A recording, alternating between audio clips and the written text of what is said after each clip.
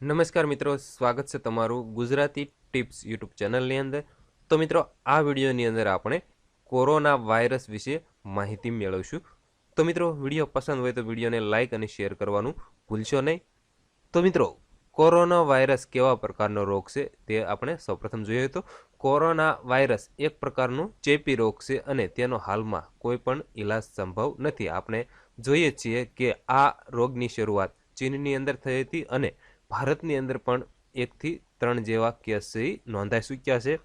તો મિત્રો, અત્યારે લગ્નગાળાની સિઝન છે એટલે આ રોગથી બચવા માટે આપણે શું શું કરવું, કેવી રીતે ફેલાય છે તેની સંપૂર્ણ માહિતી આપણે આ વિડીયોની અંદર જોઈશું. તો કોરોના વાયરસનો ફેલાવો કેવી રીતે થાય છે? આ વાયરસ ખાસ કરીને સી ફૂડના ઉપયોગથી પ્રાણીઓમાં અને પ્રાણીઓના માંસના સેવનથી મનુષ્યમાં અને મનુષ્યમાંથી એકબીજાના શ્વાસોશ્વાસની પ્રક્રિયા તથા એકબીજાને સ્પર્શ કરવાથી આ રોગનો ફેલાવો થાય છે. હવે આપણે જોઈશું કે કોરોના વાયરસના લક્ષણો કેવા હોય છે. તો મિત્રો, કોરોના વાયરસના લક્ષણો તાવ આવવો, શરદી થવી, સતત છીંક આવવી, થાક અથવા તો નબળાઈ આવવી, ખૂબ જ પ્રમાણમાં ઉધરસ આવવી, ગળામાં ખારું તથા ચીકણું લાગવું, શ્વાસોશ્વાસની ગતિમાં વધારો થવો, સતત માથું દુખવું વગેરે આ કોરોના વાયરસના લક્ષણો છે. હવે મિત્રો, આપણે જોઈશું કે કોરોના વાયરસથી શરીરમાં થતી નુકસાની વિશે.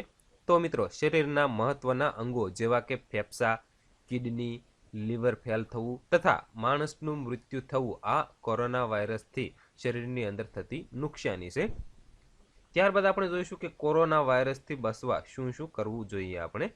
તો મિત્રો, કોરોના વાયરસથી બચવા માટે સી ફૂડનો સંપૂર્ણ ત્યાગ કરવો, માંસ મટન ખાવાનું ટાળો, સતત હાથની સફાઈ રાખવી, માસ્કનો ઉપયોગ કરવો, જનસામૂહિક કાર્યક્રમોથી દૂર રહેવું, આઈસ્ક્રીમ તથા ઠંડા પીણા તથા એકદમ ઠંડુ ખાવાનું ટાળો.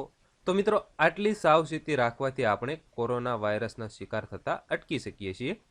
હવે એક ખાસ પ્રકારની નોંધ જોઈએ તો કોઈપણ રોગથી બચવા માટે મનુષ્યએ પોતાના રોગ પ્રતિકારક શક્તિ વધારવી જોઈએ. તેના માટે શુદ્ધ ખોરાક લેવો તથા નિયમિત કસરત કરવી.